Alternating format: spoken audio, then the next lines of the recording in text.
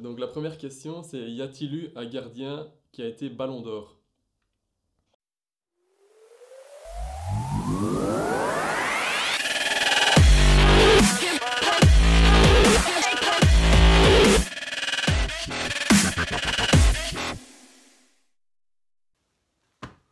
Bonjour à tous et bienvenue pour cette nouvelle vidéo. Dans celle-ci, j'ai l'honneur d'interviewer un sportif belge, plus particulièrement un gardien de but. Il a 25 ans, il joue à Waasland Beveren, il nous provient de la région liégeoise. J'appelle tout de suite Lucas Pira. C'est parti.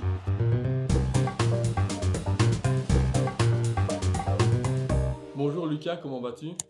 Bonjour, ça va et toi? Ça va bien, oui. Donc ici c'est le confinement. Comment le vis-tu chez toi au jour le jour? Bah pour le moment ça va, mais c'est vrai que ça commence à faire long. Mais voilà, ça va parce qu'il fait encore beau dehors, donc on peut encore faire des activités dehors, dans le jardin, mais sinon ouais, c'est pas évident. Ok. Et donc pour tous ceux qui ne te connaîtraient pas, Lucas, tu as été formé à l'Académie du Standard de Liège. Et puis tu as été prêté à Lommel. Puis tu as joué à Saint-Tron et maintenant à Waasland Beveren.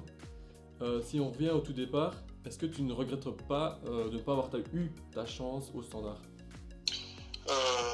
Si, c'est vrai qu'en fait, quand je suis parti à Lommel, juste l'année avant, j'étais avec Guillaume Hubert, et on faisait chaque fois une tournante sur le banc. Et j'ai eu l'opportunité de partir à Lommel. C'était D2, c'était le championnat classique, c'était plus comme maintenant.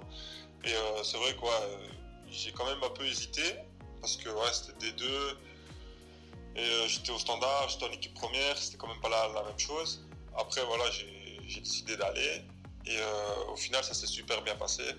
Mais c'est vrai qu'en janvier, je pense, c'était Thuram qui jouait et il n'était pas satisfait de lui. Enfin, le coach a décidé de le changer et ils ont mis Hubert. Et c'est vrai qu'à ce moment-là, je me suis dit, est-ce que j'ai bien fait de partir à Lyon? Parce que en soi, à ce moment-là, j'étais au même niveau que Guillaume. Donc, je me dis, j'aurais peut-être eu, moi, ma chance au standard. Donc, c'est vrai qu'à ce moment-là, je me suis dit, ah, merde, j'aurais dû rester. Et après, voilà, je suis resté. Et au final, je pense que c'était la meilleure solution parce que j'ai joué toute la saison. J'ai joué 30 matchs. Et c'est quand même des deux, c'est quand même. Ok, c'est pas D1, mais c'est quand même à un niveau mieux que les espoirs. Et, voilà, après, c'est vrai que j'aurais aimé avoir ma chance au standard. Après, je sais pas si c'était le moment, si j'étais prêt, mais c'est vrai que j'aurais aimé. Ok. Donc justement, tu en as parlé, tu as été prêté à Lommel. Qu'est-ce que tu retiens de ce passage-là? Est-ce qu'il y a un moment qui t'a vraiment marqué? Bah, franchement, ça m'a aidé un truc de dingue parce que à la base, je jouais que en réserve, donc avec les U21 du standard. Et c'est vrai que de passer à Lommel en D2, c'est vrai que c'est difficile parce que aussi il faut dire que les installations, ça n'a rien à voir avec le standard, mais vraiment rien. Il y a un terrain. En janvier, le terrain, il n'y a plus d'herbe, c'est que de la boue. Les vestiaires, c'est pas, tu vois, c'est pas terrible. Après, ce qui était bien, c'est qu'il y avait un joueur qui habitait à Liège aussi. Donc je faisais les trajets tous les jours avec lui. Comme on s'entraînait le soir, ça allait encore. Et voilà, mais c'est vrai que ce que je dois retenir, c'est que j'ai appris beaucoup de choses là-bas. Parce que j'ai joué avec des hommes, avec des personnes qui ont 30 ans, 32, 33 ans. Et moi là, j'étais jeune, j'avais 19 ans, je pense. Donc c'était pas évident, j'ai dû vite m'adapter. C'est un côté flamand aussi, donc c'est pas la même mentalité que chez les Wallons. Et mais voilà, ça s'est super bien passé. J'ai été très bien accueilli par mes coéquipiers. Et voilà, franchement, la saison s'est super bien déroulée. Et, en plus, on s'était qualifié parce que cette année-là, c'était la dernière année où ils faisaient le championnat classique. Et il fallait être dans les 8 premiers pour l'année après, pour faire les poules comme ils font là. Et on avait fini 7ème, je pense, donc ils étaient qualifiés, donc c'était bien, franchement. Ok. Donc après, tu as été à Saint-Tron pendant 3 saisons. Donc les 2 premières saisons, tu as quand même joué plus de la moitié des matchs. surtout la deuxième saison si je me rappelle bien. Et Ouais. puis la dernière saison que tu as joué là-bas, tu as très peu joué, tu as joué quelques matchs dans les playoffs 2, si je me souviens bien. Ouais. Comment tu as vécu ça personnellement, ce passage à Saint-Tron? Ouais. La première année, en fait, j'arrivais là comme deuxième parce qu'il y avait du toit. Donc en soi, j'arrivais là comme deuxième et j'avais pas vraiment de problème avec ça.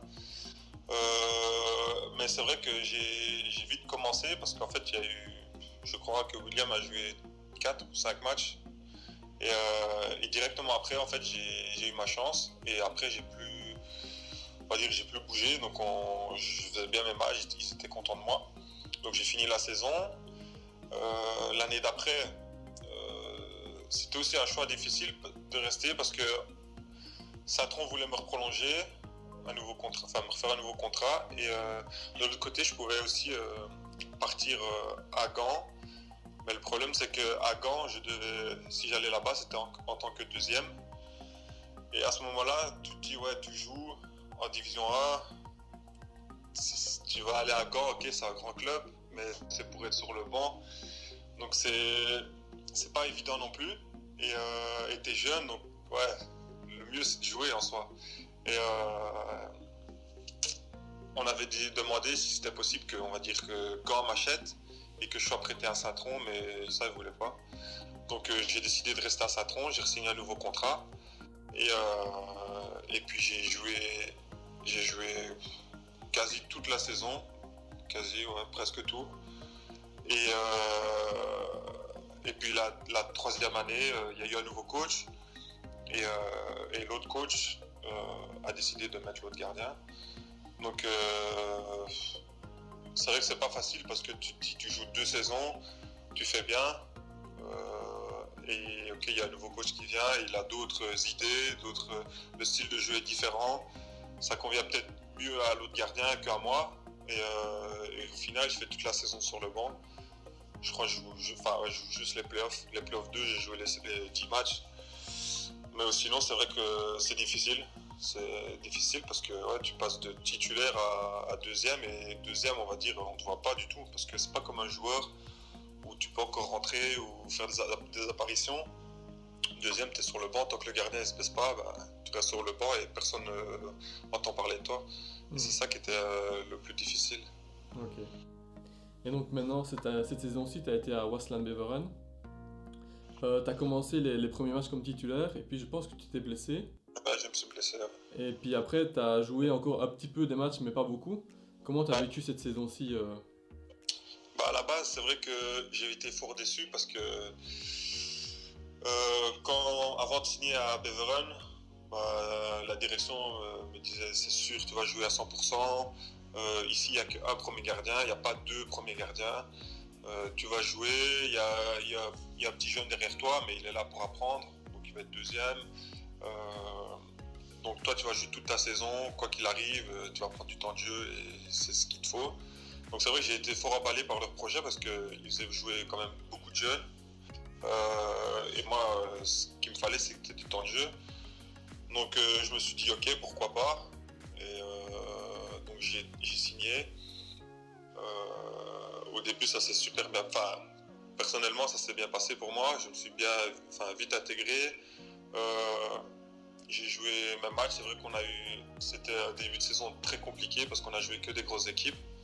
On a joué Bruges, Anvers, on a joué que des grosses équipes et on a fait un mauvais début.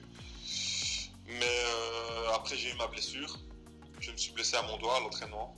Et c'est vrai que je pense que ça m'a mis en difficulté parce que j'ai été blessé 3 semaines et le mercato n'était pas fini. Donc ils ont mis le petit jeune au goal.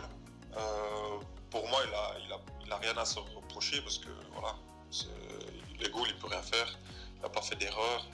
Mais voilà, on a perdu les 3 matchs. Et là, je pense sur peu de panique ou quoi, je pense que le club, ils ont paniqué et ils ont changé le coach. Et quand il y a le nouveau coach qui est arrivé, ils ont pris un nouveau gardien. Et c'est vrai que quand là ils ont pris le nouveau gardien, je me suis dit pourquoi ils font ça et j'ai pas trop compris. Et j'ai pas trop eu d'explication non plus. Enfin bref, donc il arrive et c'est vrai qu'au début, le coach des gardiens, il me dit que voilà, c'est pas parce qu'il vient, il venait de Genk prêté, c'est pas parce qu'il vient que c'est lui d'office qui va jouer. Donc je dis ça va, ok, les cartes sont distribuées, on va dire. Et mais au final, ils l'ont mis, mais je le savais au fond de moi qu'ils allaient le mettre, parce que tu fais pas venir un gardien de Genk prêté juste pour aller sur le banc, alors que lui-même il est sur le banc à Genk. Donc voilà, c'est vrai que c'était pas facile au début. Enfin, c'était pas facile du tout jusqu'à la fin de saison. C'était compliqué, surtout que les résultats suivaient pas. Et puis il s'est blessé, je crois, juste avant décembre. Ouais. Décembre, il s'est blessé. Et là, en fait, donc j'ai joué. On a fait 3 victoires d'affilée. C'est que le club, on n'avait jamais fait ça depuis le début de saison. Et on a gagné Ostende, Saint-Tron, Standard.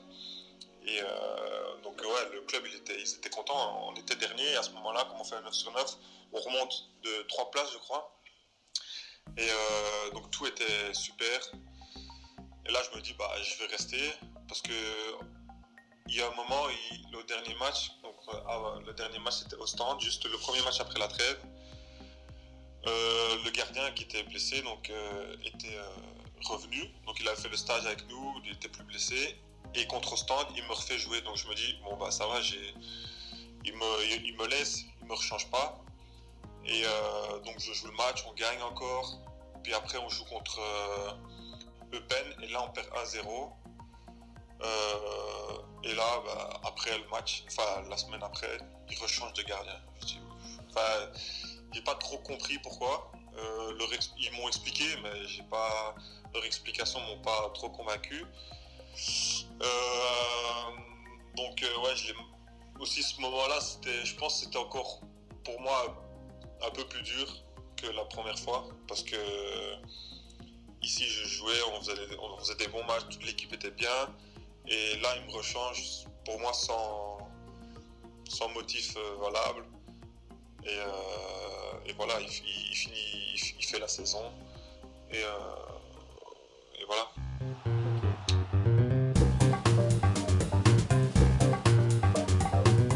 Passons maintenant à la partie numéro 2, Lucas. Donc c'est un petit questionnaire. Ici, j'ai choisi un questionnaire sur les gardiens de but. Oui. Je te préviens, je suis pas trop fort. Il n'y a pas de souci. Donc la première question, c'est y a-t-il eu un gardien qui a été Ballon d'Or?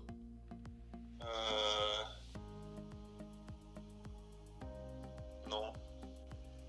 C'est juste, il y a eu un seul gardien à Ballon d'Or. C'était Lev Yashin. Sorry pour la prononciation, mais... C'est à quelle nationalité? De l'URSS à ce moment-là. C'est déjà il y a longtemps. Il y a longtemps? Ouais, il y a longtemps, ouais. Ah, Donc c'est le seul gardien de l'histoire à avoir été Ballon d'Or. Alors la deuxième question, Lucas, c'est quel gardien a marqué le plus de buts? Je peux te donner des propositions hein, si tu veux. Vas-y, dis-moi. Donc c'est Rogero Ceni, José Luis Chilavert, Johnny Vegas ou René Higuita. Oui, j'en connais aucun. Je vais dire René Higuita. Non, c'est pas lui. C'est lequel? C'est Rogero Ceni avec 131 buts. Ah non, et c'est pas qui tirait les coups francs ou pas? Ouais, il tirait les pénaltys, les coups francs. Ouais. Ah ouais. Je crois que j'ai déjà vu quelques vidéos, mais son prénom, son nom, je savais pas. Donc c'est un Brésilien, donc c'est quand même pas mal pour un gardien. Pas mal, hein. Il y a beaucoup de joueurs qui aimeraient bien avoir ça. Ouais. Même des attaquants, on marque pas autant. Ouais. Alors une question, à mon avis, que tu connaîtras la réponse. Quel gardien du Standard a marqué un but de la tête en 2009 contre l'AZ Alkmaar? Bolat. Sinan Bolat, ouais. Souvenir mémorable. Ah ouais, c'était magnifique. J'étais dans le stade, c'était trop bien. Ouais, t'étais dans le stade en plus? Ouais, quand on est jeunes, on fait le ballon là, tu vois, au milieu du terrain avant de commencer le match là. Ouais. On faisait ça et puis après on était en tribune avec toute l'équipe et c'était trop bien quand il a marqué, c'était la folie dans le stade. J'imagine. Alors, quel ancien gardien de l'équipe nationale est maintenant entraîneur en Jupiler Pro League? Il l'est toujours ou il est encore? Il est toujours entraîneur. Attends. Il y avait Philippe Van der Waal. Ouais, mais entraîneur principal, comme T1. T1, ah bah Michel Prudhomme. Ouais, parfait. Et la dernière question, c'est quel numéro porte Thibaut Courtois au Real Madrid?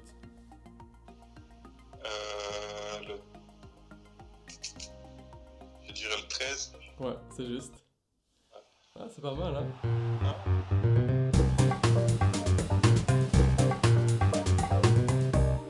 Passons maintenant à la partie numéro 3, donc c'est encore des petites questions courtes sur toi. Est-ce que tu as un rituel ou une routine avant un match?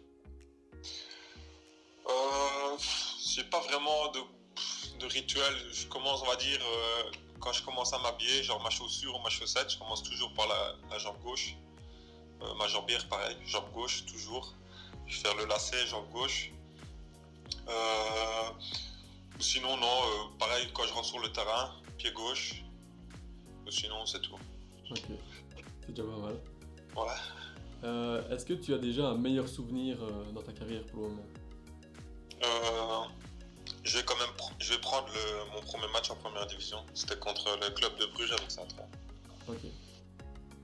Parfait. Est-ce que tu peux décrire un peu ton ressenti personnel pendant ce match-là? Est-ce que tu étais stressé ou pas? Ouais, avant le match, j'étais quand même stressé. Premier match à domicile, donc à Saint-Tron contre le club de Bruges.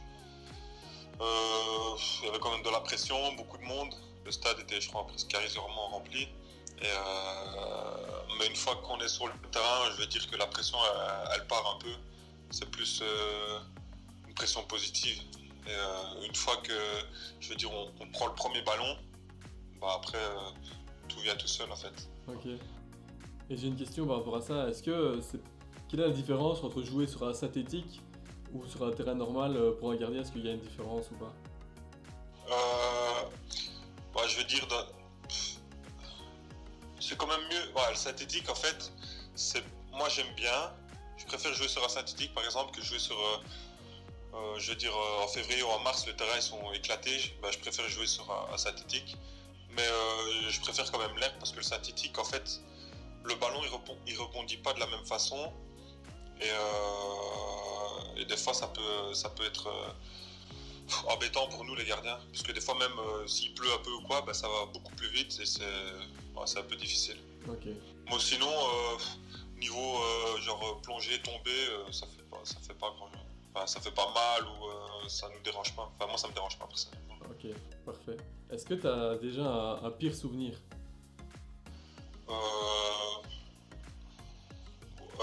Pire souvenir. Je veux dire. Je sais pas, attends. Moi, je vais dire quand j'étais en U17, en équipe nationale, on était en championnat d'Europe et un match contre la Pologne, on perd à 0 et le goal, c'est ma faute. C'était un peu chiant, on va dire, et ça m'a un peu embêté. Mais après, voilà, ça arrive, j'en ferai encore des erreurs, mais je veux dire ce moment-là parce qu'on était bien dans le tournoi et je fais une erreur et ça nous a mis un peu en difficulté pour la suite du tournoi. Ok. Est-ce que tu as d'autres passions ou hobbies que le football dans ta vie? Oui, j'aime bien jouer au tennis. J'aime bien le tennis, vraiment beaucoup quand même, parce que dès que je peux quoi, je vais jouer au tennis avec des amis. J'aime bien les voitures, les sports des courses et tout ça, même pas forcément des courses, mais juste les voitures en elles-mêmes, j'aime trop les voitures. Je trouve ça, c'est passionnant pour moi. Sinon, j'ai plein de trucs que j'aime bien, mais pas vraiment des trucs incroyables que hobby, mais j'aime bien beaucoup de choses. Mais les voitures et le tennis, j'aime bien. Ok, parfait. Est-ce que tu as une blague à nous raconter comme ça? Une blague, je peux t'en dire, attends.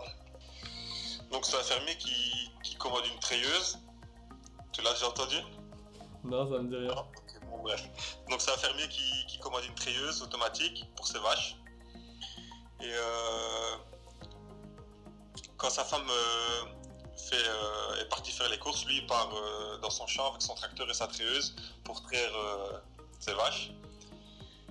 Et il met sa première vache, et puis il met les embouts pour faire le lait. Et il voit la vache là, elle a bon et tout. Le seau rempli, 10 litres de lait, bien rempli, bien chaud. Il se dit, bon, bonne treilleuse, ça, top. Puis il prend une autre vache, mais une vache un peu méchante comme ça, un peu une charogne comme ça, tu vois. Il la prend, il lui met, paf, la vache, elle fait comme ça, tu vois, elle a bon, tu vois. Paf, 10 litres de lait, rempli. Bon, il dit, putain, quelle treilleuse, il se dit, putain. Puis il reprend une autre vache, pareil, 10 litres de lait, parfait. Mais la vache, tu vois qu'elle a bon, tu vois, elle se gratte, elle a bon, elle fait les yeux qui font vers le haut et tout, elle kiffe. Puis je dis, bon, le gars, tu vois, il est là, il est tout seul, ça fait longtemps, tu sais, qu'il n'a plus rien fait. Je dis, bon, il est tout seul, il regarde autour de lui. Il prend la treilleuse, il met le truc sur son, tu vois. Il met le truc, il fait, comme ça, il dit, oh, ça fait du bien, tu vois, comme ça. Ah. Puis ça vient, tu vois, tout qui vient. Et putain, il n'arrive plus à retirer la treilleuse, tu vois. Il dit, putain, comment on arrête ça, Il sonne au gars, au technicien où il a acheté la treilleuse. Il dit, ouais, j'ai un problème, il y a la treilleuse, elle s'arrête plus là, comment est-ce que je dois l'arrêter? Il dit, tracasse pas, elle s'arrête après 10 litres. Voilà.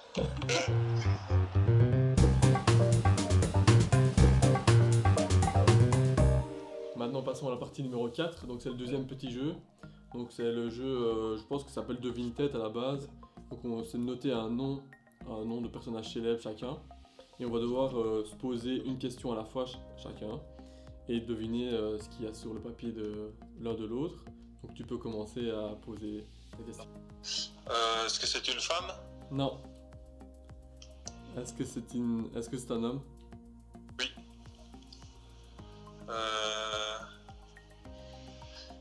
Est-ce que c'est un chanteur? Non. Est-ce que c'est un footballeur? Non. Est-ce que c'est un joueur de tennis? Non. Est-ce qu'il fait du sport? Non. Est-ce que c'est un sportif plutôt? Non. Est-ce que c'est un sportif? Ouais. Est-ce que c'est un chanteur? Non.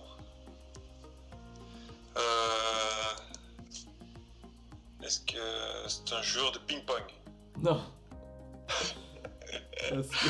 Non. Est-ce que c'est un acteur? Ouais. Est-ce que c'est un Belge? Ouais. Est-ce que c'est un Américain? Non.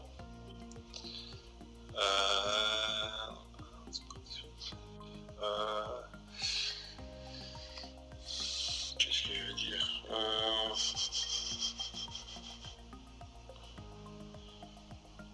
Est-ce que c'est un joueur de foot? Ouais.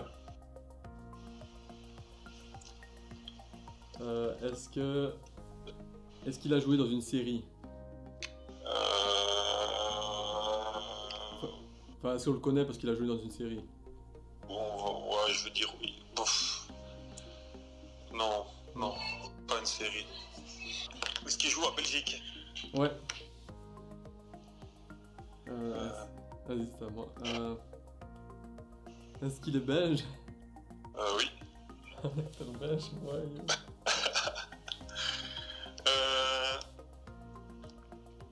Est-ce qu'il joue en Division 1 en Belgique? Ouais.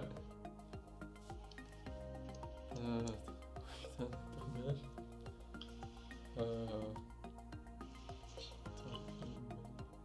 Je connais même pas d'acteur belge. C'est facile, je te jure que... Ah, attends, je sais pas. Non. Est-ce qu'il fait des caméras cachées? Ouais, il a déjà fait, ouais. J'hésite entre deux personnes maintenant. Bah, tu sais alors. À toi. Est-ce qu'il joue en Wallonie? À moitié. À moitié. C'est ni oui ni non, quoi. C'est plus... Enfin, c'est non, mais... Enfin, non. On va dire non. Non? Du coup, Ah, si c'est non, je sais alors. Parce que... Ah, ok, ça va. est-ce que c'est François Damiens? François Lambrouille ou... Ouais. C'est bon. Et toi, c'est... Est-ce qu'il joue à Courtrai actuellement? Non. Oh putain. Vas-y. J'allais dire Julien. Non. Est-ce que c'est un gardien? Ouais. Est-ce qu'il joue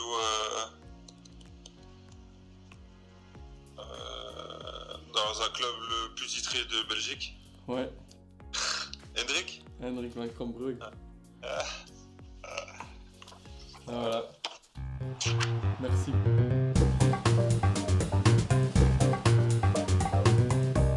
Lucas, passons maintenant à la partie numéro 5. C'est les questions des supporters des internautes. Donc j'ai sondé ma communauté et toi aussi. Et donc je vais te poser leurs questions. Donc la première question, c'est si tu devais choisir 3 joueurs qui t'ont fait aimer le football, qui ça serait? Je vais dire Buffon, Oliver Kahn et Van der Sar. Ok. 3 gardiens de Ouais, plus. je ne peux pas gardien. Ouais, parce que je suis gardien. Moi, j'aurais pu dire des joueurs de champ, Ronaldinho, le gros Ronaldo. Ouais. Mais moi, je dis des gardiens parce que voilà, je suis gardien et moi, quand je regarde le soir, je regarde les gardiens. Ok, parfait. La deuxième question, c'est comment te sens-tu à Waasland-Beveren maintenant? Moi, je me sens bien. Je suis dans la maison ici avec ma femme. On va avoir un bébé, donc ouais, tout va bien. Je me sens bien. Félicitations d'ailleurs. Que penses-tu de l'atmosphère des clubs en Flandre? Franchement, elle est pas mal. Surtout à Beveren, je trouve il y a quand même beaucoup de supporters. Et ils sont quand même... ils mettent une belle ambiance dans le stade. Et je trouve ça pas mal, parce que c'est pas un grand club, c'est pas Standard, tu vois. Mais ils ont quand même pas mal de supporters. Et moi, je pense que c'est bien, mais c'est vrai que c'est pas la même culture qu'en Wallonie, mais franchement, j'aime bien. Ok. Donc la question est un peu délicate. Combien de temps penses-tu rester à Beveren? Est-ce que tu comptes d'abord rester l'année prochaine ou tu sais pas du tout? Bah, moi j'ai encore 2 ans de contrat, donc jusqu'à présent je suis toujours joueur de Beveren. Et voilà, moi c'est l'année prochaine, si je peux rester, je vais rester. Après ça ne dépend pas que de moi, ça dépend aussi de la direction, s'ils veulent continuer à me garder ou pas. Mais allez, en toute logique, normalement, je dois rester à Beveren. Ok. Est-ce qu'il y a un championnat ou un club qui te fait rêver Rêver, ouais, j'aime bien l'Angleterre. On peut rêver, donc je vais dire Manchester City, parce que j'aime bien. Beaucoup vont me dire que c'est un club comme Paris, mais ouais, j'aime bien City, Arsenal aussi, j'aime bien. Okay. Ouais, c'est l'Angleterre, franchement, le championnat anglais, je pense que même n'importe quelle équipe, je rêverais d'aller là-bas en fait. Et pourquoi l'Angleterre plus que par exemple l'Espagne ou autre? Ouais, c'est un championnat plus, je trouve, spectaculaire. Tu vois, c'est physique, il y a beaucoup d'ego. Enfin, je sais pas, il y a des bons joueurs. Je trouve même il y a beaucoup de grandes équipes, je trouve, en Angleterre. Et même avec les supporters, les stades, les vieux stades et tout ça, j'aime bien. Ok. Retourner à l'essence même du football, quoi, le début. Voilà. Parfait. Donc j'espère que tu as répondu à toutes les questions des supporters. J'avais sélectionné quelques-unes. Ouais. Si jamais vous avez d'autres questions, n'hésitez pas à le mettre en commentaire. Je suppose que Lucas y répondra gentiment. Tout à fait.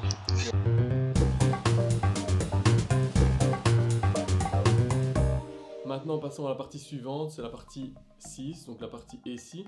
Donc je ne sais pas si tu connais, mais ici c'est des questions un peu sur l'imaginaire. Donc tu dois me donner 3 numéros entre 1 et 15. Donc tu peux me les dire. Je vais dire le 1. Le T'as 1, ouais. Tu peux me les donner les 3 directement, comme ça. 1, 10 10. et 14. 14, ok. Donc la question numéro 1, c'est si tu pouvais avoir un super pouvoir, lequel choisirais-tu? Je choisirais le pouvoir de voler. Voler, ouais. Ouais, voler. C'est généralement ce que les gens répondent, c'est pouvoir voler. C'est pas pourquoi. Ou être invisible. Ouais, ouais, c'est vrai. Ici. Mais voler d'abord. Voler d'abord. Ouais. C'est vrai que c'est pas mal. Donc la question numéro 10, c'est si tu pouvais poser 3 questions à ton animal de compagnie, quelles seraient-elles? Si, est-ce qu'il se plaît dans ma famille? Est-ce qu'il aime son frère, donc son autre chien, s'il l'aime? Et est-ce qu'il a quelque chose qui l'énerve, en nous, s'il y a quelque chose qu'on fait avec lui mais que ça l'énerve, toi, qu'il n'aime pas. Ok. Ça va, parfait. La question numéro 14, c'est si tu étais un super-héros ou une super-héroïne, lequel serais-tu?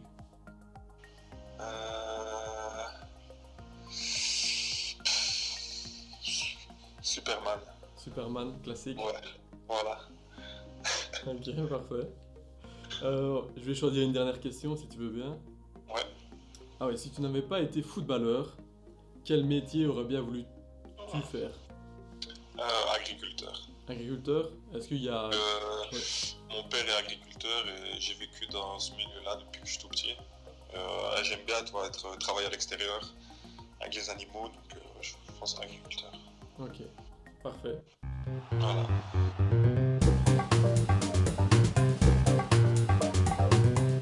Donc Lucas, maintenant passons à la partie numéro 7. Donc c'est des questions courtes et une réponse rapide, donc tu dois me répondre en quelques mots. Ouais. Donc quelle est la première chose que tu fais le matin? Je fais pipi. Ok. Quel est le dernier film ou la dernière série que tu as regardé? Intimidation. Intimidation, ok. Parfait. Pardon. Quel est ton plat préféré? Poulet frites. Classique.